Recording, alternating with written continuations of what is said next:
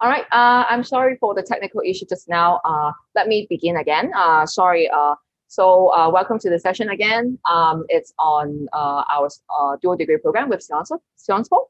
And again, I'll introduce who we have here with me today. I'm Nicole from HKU, and we have Miss Han from Sciences Po, and she's online now.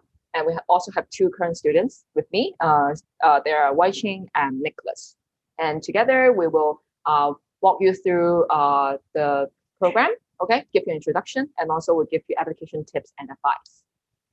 So first of all, the programs is offered by HKU and Sciences Po together. And when you graduate successfully from the program, you gain a degree from HKU and also from Sciences Po. So if you're interested in arts, business administration, and social sciences, then you can apply for the program because these are the available disciplines in this program.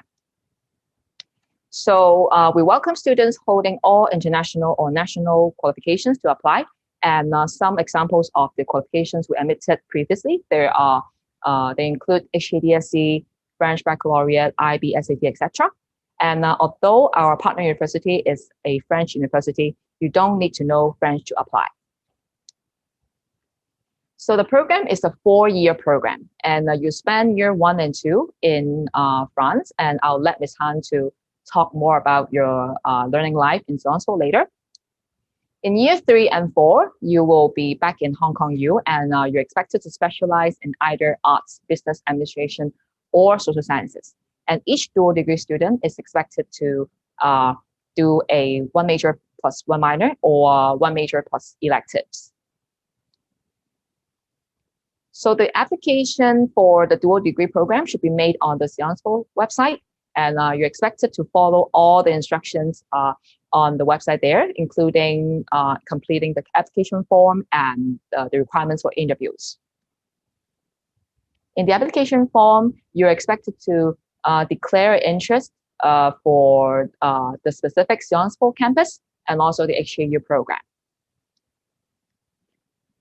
So for HKDSC applicants, you should be careful that apart from the application form, you must enroll into the HKU program, either it's BA or BBA or BSS through the JUPAS scheme. So the application will start in the end of November this year, and the deadline will depend on your choice of interview dates. So there will be 3 interview days from March to May, and the interview will be done by both HKU and Sciences Po representatives. So if we do decide to give an offer, we will let you know in June to July. Okay, it will be either a conditional or firm offer. So I think that's pretty much what I want to share now. I'll let Ms. Han to go over the learning life in Sciences Po. So yeah. Okay, so can everyone see my PPT? Yes, I can see that. Okay, hello everyone. I'm Han, for the representative of Sciences Po, and it's very nice to be here and do this joint presentation with my colleague Nico. So for my part, first I will present a bit the academics for your first and second years at Sciences Po, and then we will go a little bit further for the 3 campuses for this dual degree program. And then I will also introduce the students' life and the student support that we give to our students in the end. I will develop it more for our master program, since for all students who are awarded a Sciences Po bachelor degree, they will be automatically admitted by our master program. So it's like a package that we offer to our students, even you are dual degree program students. So let's start from the academics. The education that we offer at Sciences Po for our undergraduate students is more like a liberal education, because we can see that when we apply to this program for Sciences Po, we don't ask you to choose a major, but you need to choose a campus. And for your first year, you will be introduced to fundamental studies, specialized in 6 disciplines, and including the law, economics, history, political science, humanities, and sociology. So after your 1 year in the training of social sciences and humanities, For the second year, at that time, you will be asked to choose a major. So there are 3 majors that we offer for our second year students. The first will be economy and society. So I believe one of our students is from this major. So for this major, it's more for the students who are interested in the economy and the sociology. So here are some courses that I've listed here, like microeconomics, the gender, and the data analysis, and the mathematics as well. The second will be the political humanities. So it's more for students who are interested in politics and humanities, for example, the philosophy and the history.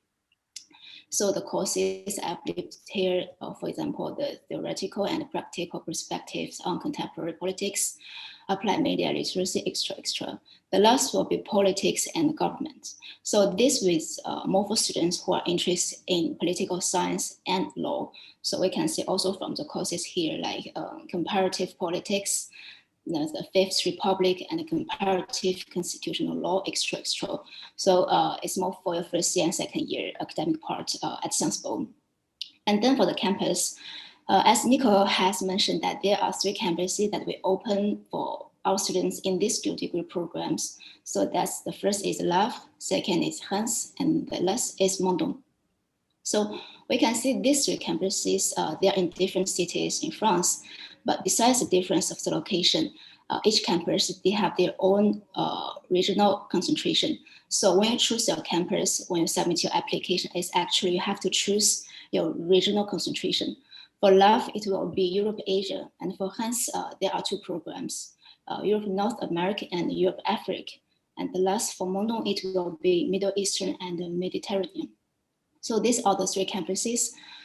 Basically, all the campuses will offer the same classes on social sciences and humanities, but for the regional concentration courses, it will represent about 20% of the total curriculum.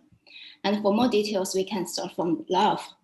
On this campus, the studies will focus on Asian and international relations, and the whole program will be taught English, but with intensive French language studies. So at Sciences Po, French is not an optional courses, but it's a compulsory class. So if you're French, for example, if you already have a B1 level, at that time you can choose that I don't study French, but another language, for example, Chinese, Korean, or Japanese.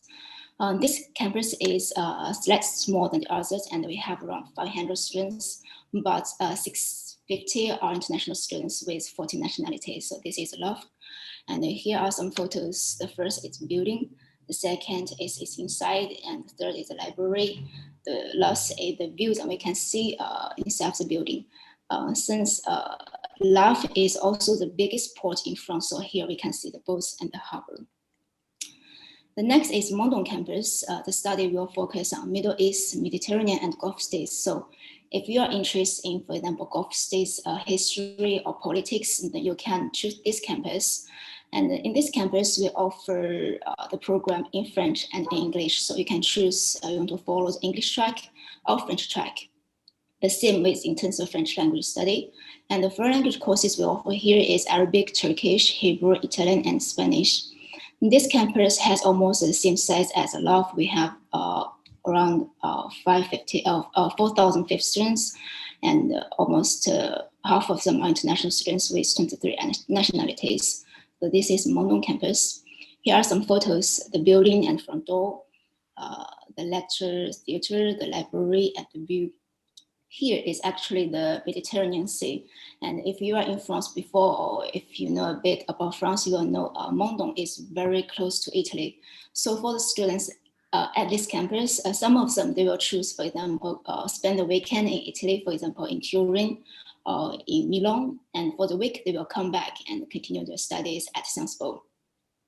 Besides, in France, we will have the French visa, so it's very easy for you to travel in Europe, and it's also one of the advantages to study in France. The last will be Reims campus.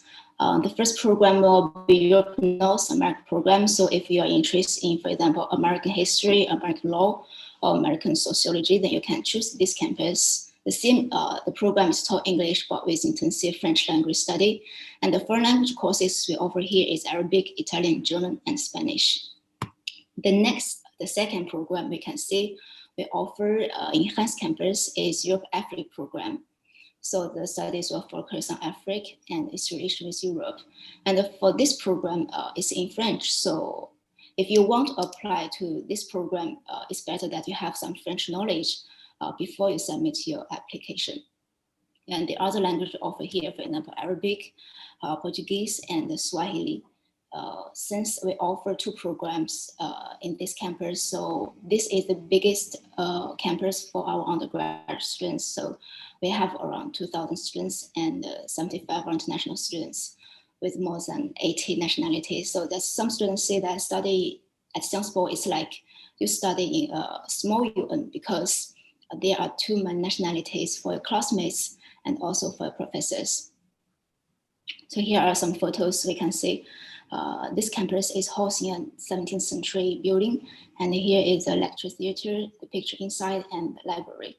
Looks like a library in Harry Potter's movie. Well, the students' service and daily life. So what kind of student service that we offer for our students at Sciences Po?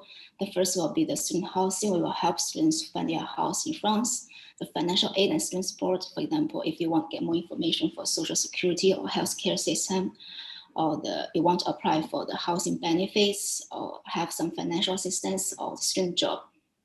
The third will be the residence permit, because most of international students, they will have a student visa with a validation for 1 year in France, and then you want to renew your visa or have a residence permit in France. And in French, we call it titre de séjour. So at that time, you can also look for the help from Sciences Po. And the last will be the disability and accessibility. So if you have some disability and health condition, Sciences Po will also ensure that you receive all the necessary support.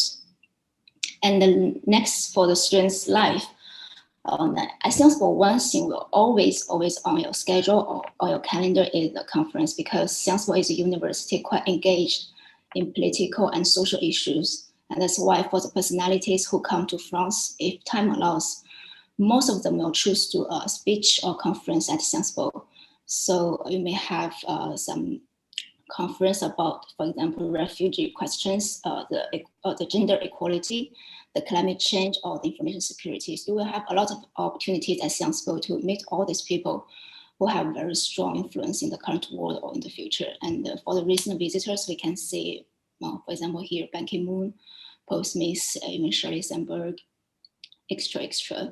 And for students' life, a lot of associations will be on your list, like debate, theater, even gardening, wine tasting, and also almost 100 events that we organize each year, the festivals, competitions, and most classes, also sports. So you will have a very, very rich student life at Sciences Po. Besides, there is also a lot of different cultures. So you will enjoy your life at Sciences Po, and a little bit more for masters.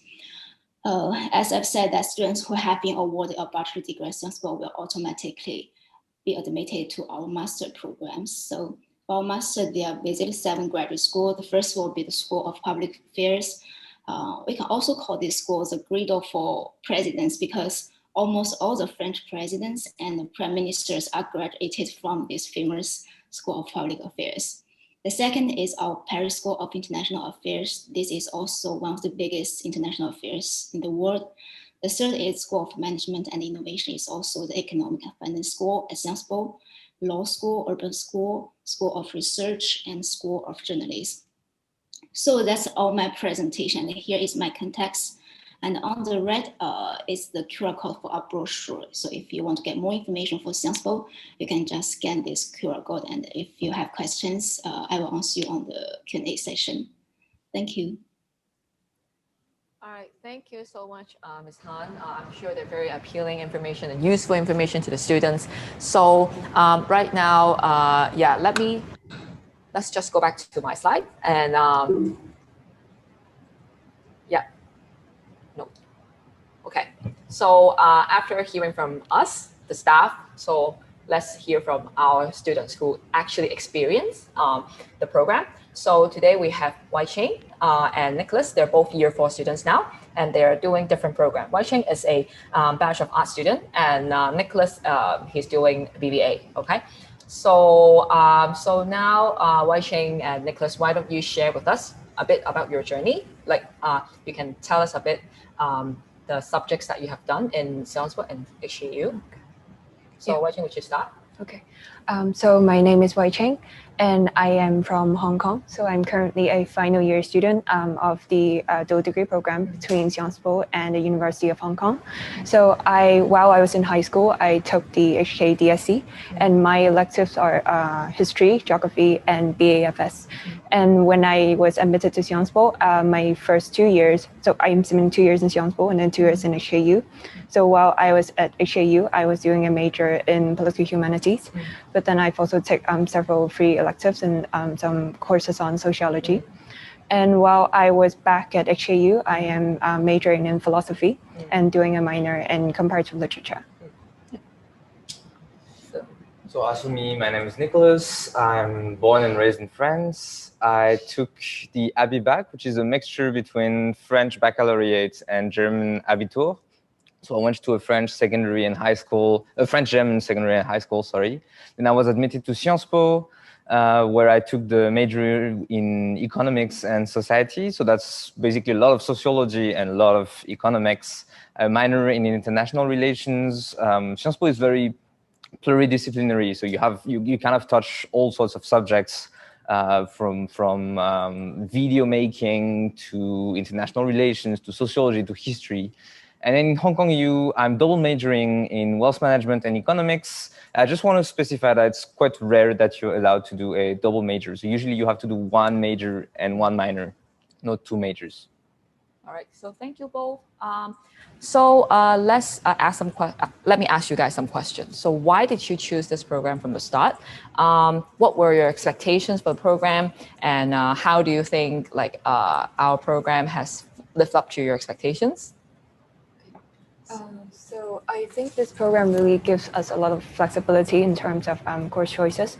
So while I was at Sciences Po, the first year we have the foundational introductory courses to several major disciplines in social sciences. So we have to take core courses in like constitutional law, economics, sociology, political science, and then into our second year. So after having laid this foundation in general social sciences, when we went into our second year, we get to have more flexibility in terms of course choices. So we could pick a stream, so from political and governments, the first one, and then second major is economics and society. And then the third one is political humanities, which is also the one that I'm majoring in.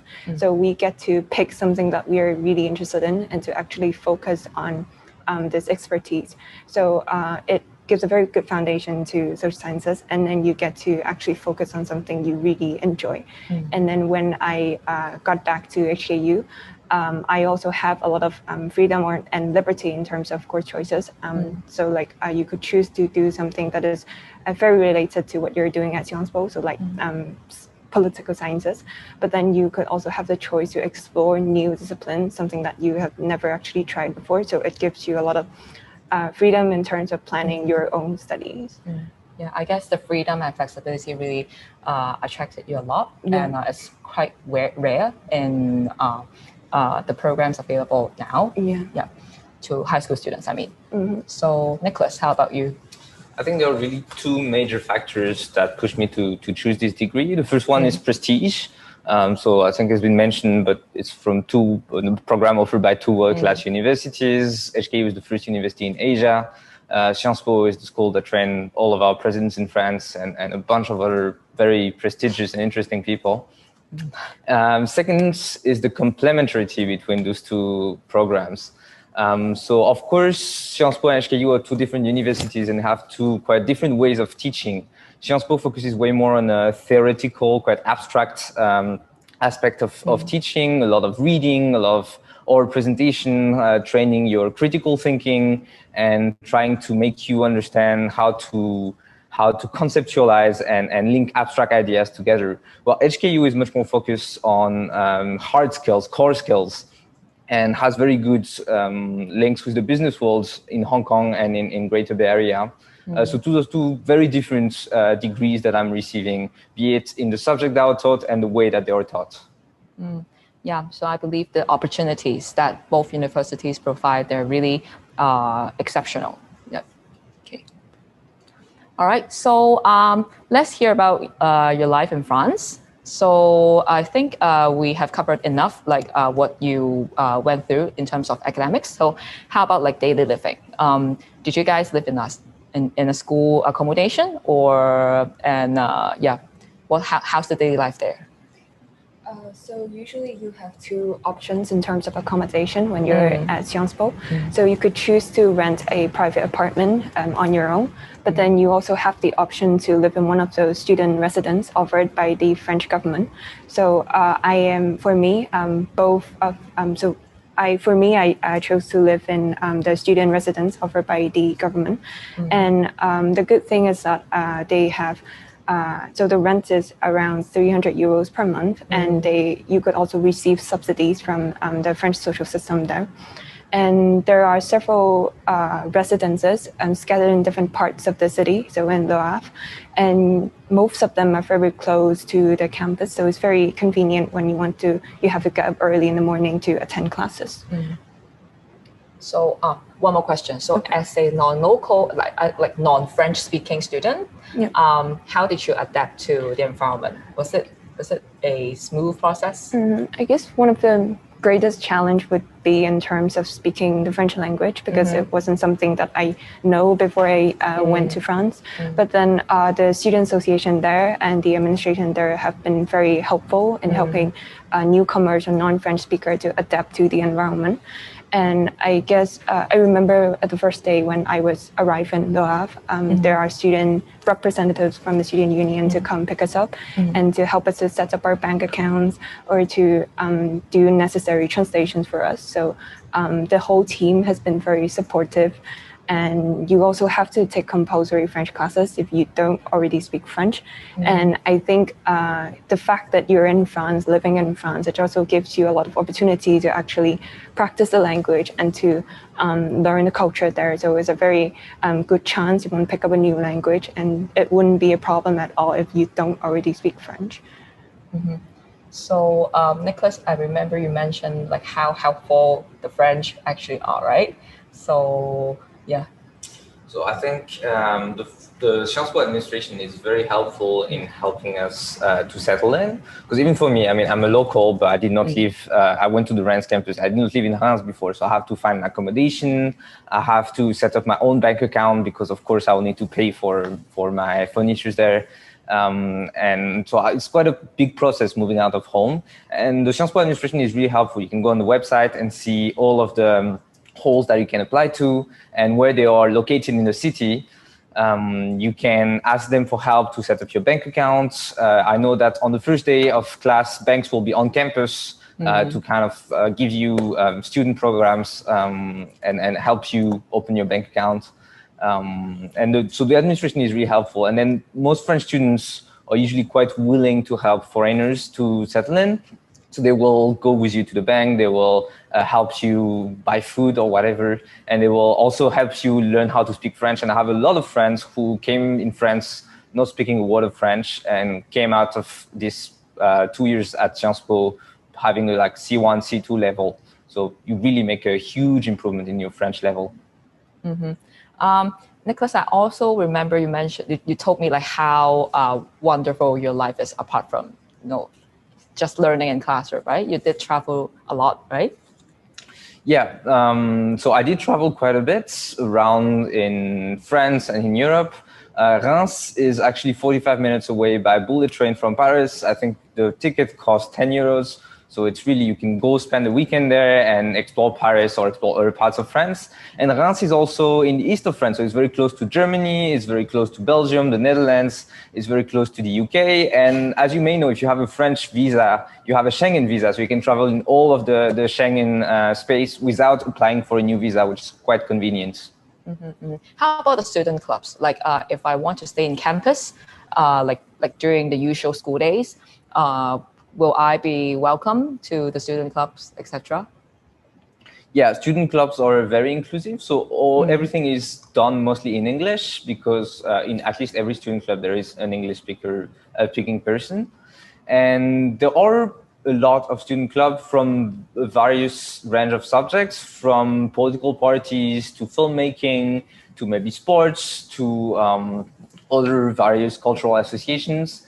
And if you really don't find the association that you want to join, you can also create your association. It's a very easy process. And honestly, associations are a big part of student life in Sciences Po, and I would really recommend that you join quite a few of them because it's an amazing journey. Okay, so I think we have talked pretty much enough about our life in France. So let's move forward to life in Hong Kong. So I guess, again, what's a typical day like in HKU? Like when you're shifted back to HKU, is there any big difference? A lot of difference in terms of timetable and living style, etc. Is it very hard to adapt? So the typical day in Hong Kong U, I would say, is quite similar to the typical day in Sciences Po. You will have both lectures and small tutorials. It's usually from Monday to Friday. Some classes can be taught on Saturday, but you can also choose to not pick the one that are taught on the Saturday if you want to keep your weekend free. So the typical day is quite similar. Classes will start around 9:30 in the morning and will end around 6 in the evening with various different days because of course you don't have class all the way back to back. And as to adapting, as for life in Hong Kong, I would say Hong Kong is quite easy to adapt to. It's a very global city, a very multinational city. If you don't speak Cantonese, which is my case, you will always manage to go around because most people speak English. People are very welcoming, and there's a lot of activities to do, a lot of places to explore, from hikes to cultural monuments to just walking around in markets.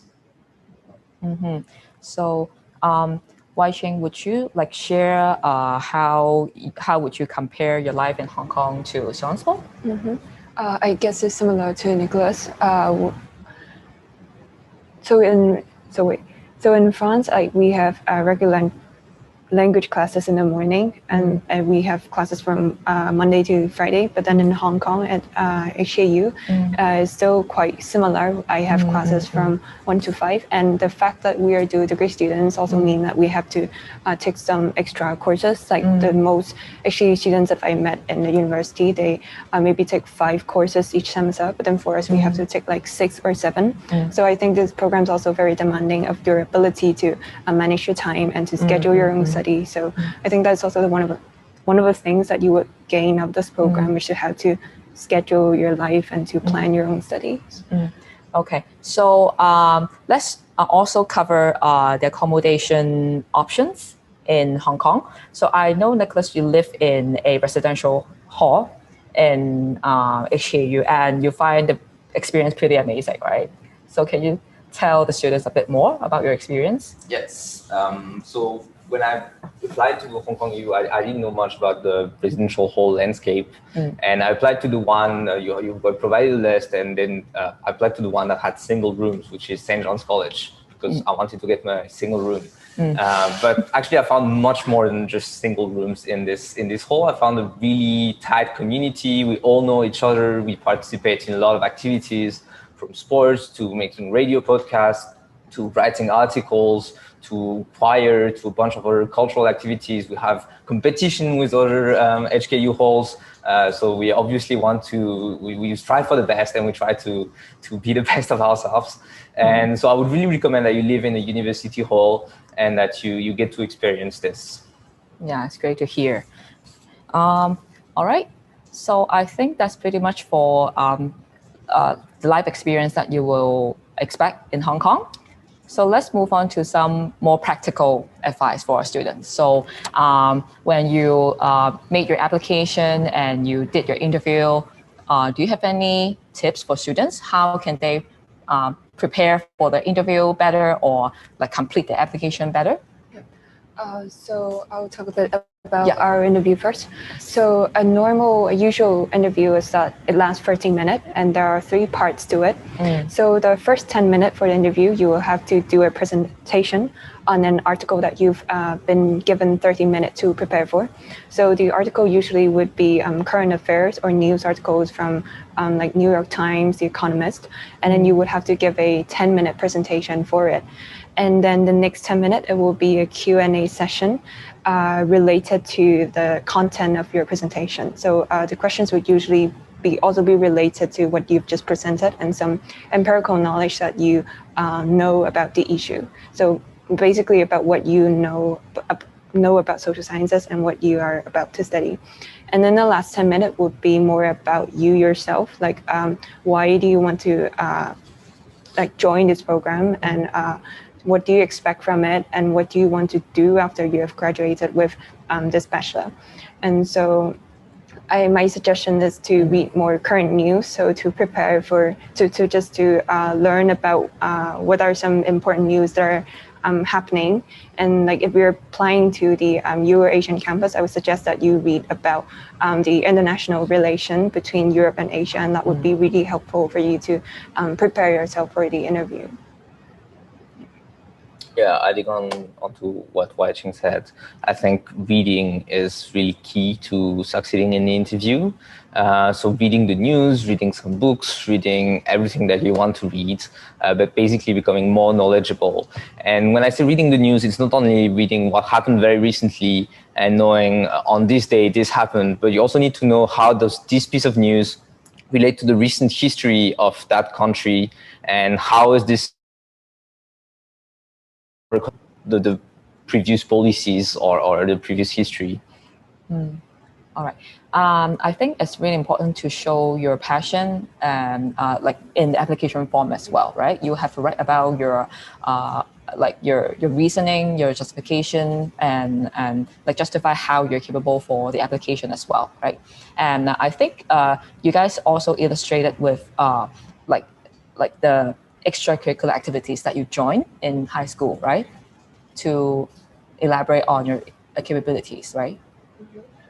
So the 2 main documents that you will be submitting for your application is your CV and your personal statement. So CV, what I suggest is that you list out some activities that would really define you as a person. So if you have take part in activities like Model United Nations or debating club, or any clubs that are related to social science or your leadership speaking skills, then that would be, I think, would be really helpful for applying to Sciences Po.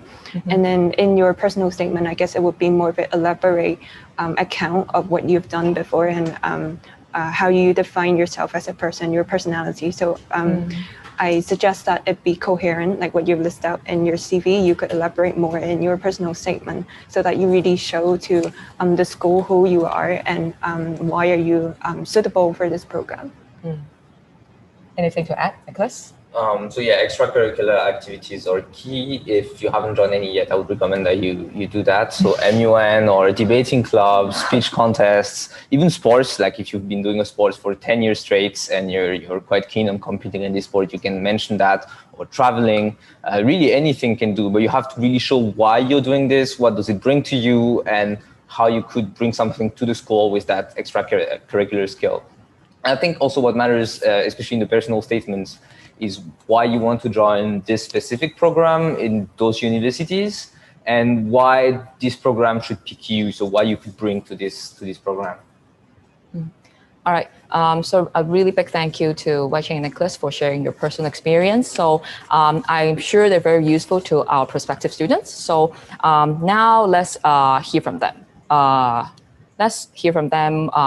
Like whether they have any questions for us. So right now, the students listening, can I invite you to send us the questions that you have? So we will have time to gather the questions and then we can answer them now. So while we are waiting for the question, we will like tell you some, we'll share some frequently asked questions from students. So just some extra information while we're waiting for questions from you. So Ms. Han, if you after I share the arrangement on HKU, then you're also welcome to let us know how Sciences Po, okay, like deal with each aspect, okay? So a lot of students will ask, can I go on exchange during my 4 years in this program? And our answer is usually dual degree students, they are not expected to go on a semester exchange or full year exchange, because obviously we want you to experience completely the life in France and in Hong Kong U. So we expect you to stay in both both institutions throughout the program. And also because the program is quite a packed program in terms of curriculum, you will have to complete courses, a number of courses in a short period of time, I would say. So usually you shouldn't expect that you will have the opportunity to go on a semester exchange or free exchange, but I think winter or summer exchange is still possible. So Ms. Han, I think it's the same for Sciences Po, right? Yes, it's almost the same, because exchange is more for our third year students. So because you spend your first 2 years at Sciences Po, so no, you cannot go on exchange during your 2 years at Sciences Po. But if you want to join the summer school programs, yes, it's possible. Yep. Okay. So next, how about scholarships? It's scholarships available in this program, and for HKU, the answer is yes. So for all year 1 applicants, so if you apply for this dual degree program before you start university, you will be eligible for our entrance scholarship for year 1 applicants, and the entrance scholarship will be all merit based. Okay, it will be based on the examination results of your of the main qualification you're applying with us, and you don't have to make a separate application because we will consider you automatically. If you're eligible for the scholarship, we decide to like honor you a scholarship, then you will be informed in the offer letter.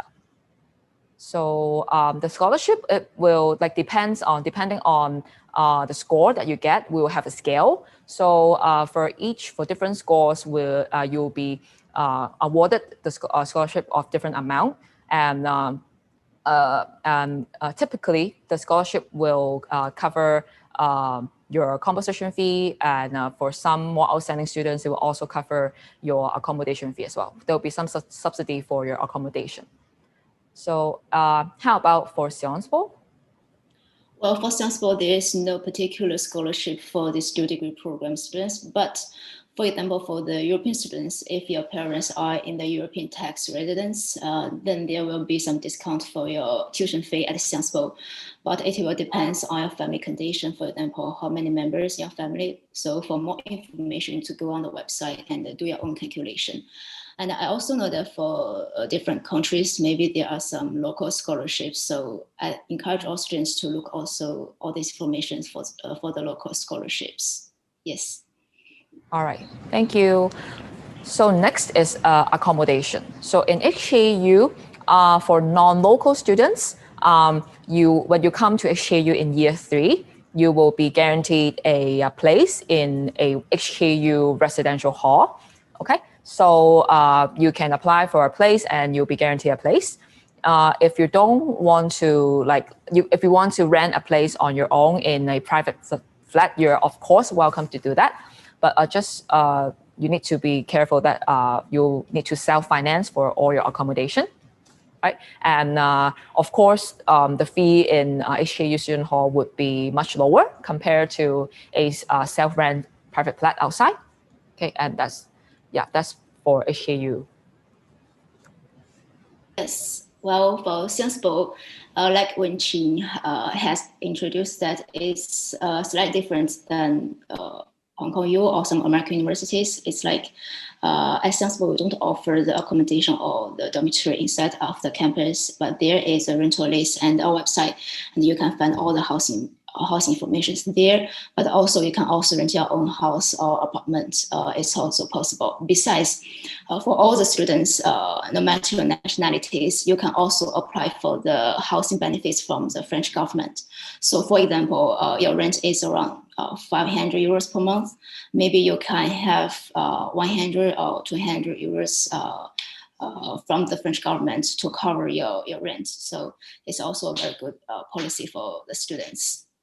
So Ms. Han, just one question on the subsidy. So both non-local students and local students can apply for the subsidy, right? Yes, yes, for all students. Okay. All right, so I think we have some questions from the students listening to the talk now. So maybe I'll go over them right now. So the first question is, will I be automatically considered for HKU or Sciences Po single degree if I'm not accepted into the dual degree program? So I think I will take this question. So go back to the first slide. So basically, for HKU single degrees, if you wish to be admitted to the HKU single degrees as well, you need to apply to HKU separately. Okay. So for Sciences Po, if you also want to be considered for Sciences Po single degree, you can put a Sciences Po single degree as the second choice in the application form. Yeah. Yes. So the second question is, hi, can you talk about the fees again? And is there a quota for this program? Yeah, let me go back to the fees part. Right. So basically, for the tuition fee, you will pay the fee when you're like, for example, if you're in Sciences Po, then you will pay if you're from Hong Kong, you will pay the international students school fee. Okay. But if you're your tax residence is in the European economic area, then you will pay according to the scale. And if you come back to HKU, and if you're from Hong Kong, then you'll be paying the local student fee. And for non-local student, then you'll be paying the international student fee. And for the quota, around 15 to 20 students in total will be admitted every year.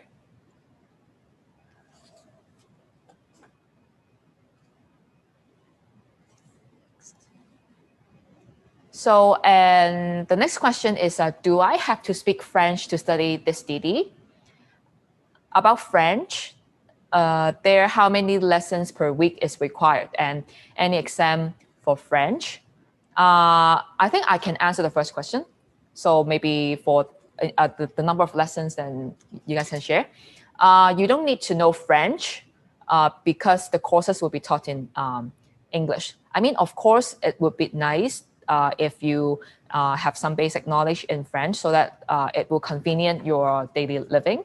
But in terms of teaching and learning, I think it's fine. Maybe Nicholas and Wai-Shing, you guys can share a bit.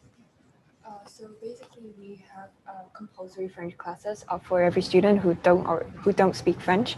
So regularly, there are 2 French courses every week, and so each French course is 2 hours. So a total of 4 hours per week.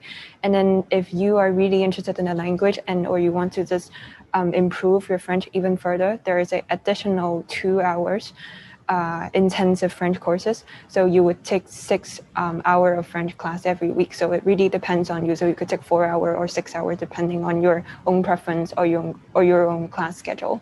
And if you speak some French already, you could choose to take a test at the very beginning of the school term, so that they could a placement test, so that they could put you into the suitable level for you to keep learning French. So it's very flexible, and you have the choice to choose how much you want to how much time you want to invest in learning the language. Yeah. Okay, so let's move on to the next question. Okay, so the question is on requirements. For non-JUPAS students, I think it's on GCE A level. So the question says for non-JUPAS, if I have 2A, 2B in GCE level, can I be considered? So we actually carry out a holistic evaluation for the dual degree programs. So your academic achievements, your personal profile, and your interview performance will be equally important.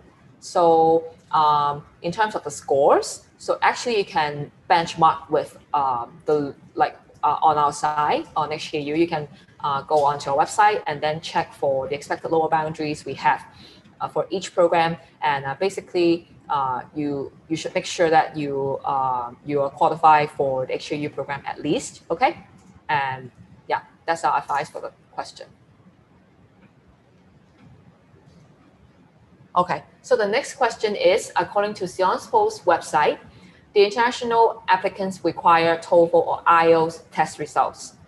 For JUPAS applicants, does the HKDSC English results already cover the requirements for IELTS and TOEFL? So we don't need to take the extra test. So it's a good question. It will be needed by Sciences Po. So make sure you have taken those exams before you make your application, because it's a requirement by Sciences Po. I think Ms. Han is the case, right? Sciences Po, we do need students to take TOEFL and IELTS. Yes, but this year we will have a reform this year, but we are still working on it, and for more information, it will be published very soon. So it should be more patient, and maybe in the middle of November, you will have the latest news for all the requirements for the admission. Yes. Yeah, because every year the requirements might be maybe slightly different.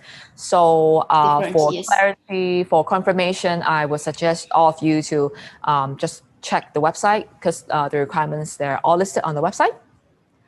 Yes, so, on the website. Yeah. Next question. What is the DSE score to be admitted to this dual degree program? And so in terms of DSE score, again, I think for DSE applicants, you can benchmark with the admission scores, which are published on our website. Okay, you should expect to reach the median, okay, for the program to be shortlisted and considered. And also we cannot provide a very clear-cut score to you now, because DSE is relatively a smaller cohort. So every student, their application will really be considered case by case. But I think it's a good idea to benchmark with our own admission scores requirement for DSE applicants. Is the program also eligible for Bachelor of Education or Early Child Education? Sorry, no, it's not eligible for students who want to apply for education, because as I've just mentioned, the only disciplines available are arts, business administration, and social sciences. The next question, does that mean I can take any language course in Sciences Po if I can reach B1 level in French while I'm a native Chinese speaker? So Ms. Han, would you have any advice on this? Yes, if you already have, for example, B1 level, you can ask for the exemption and choose another foreign language. But different campus offers different languages, so there will be a language list, and you can choose at that time. Okay, so I think I will answer the one last question here. And okay, there's a question on choosing the campus, Sciences Po campus. Is it possible to choose another campus, such as the Nancy campus?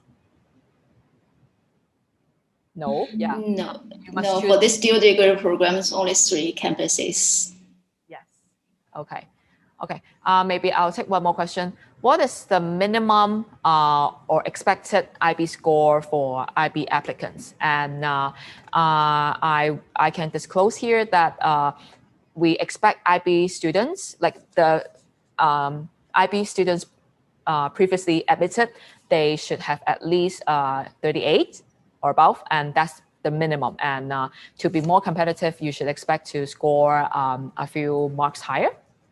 Yeah.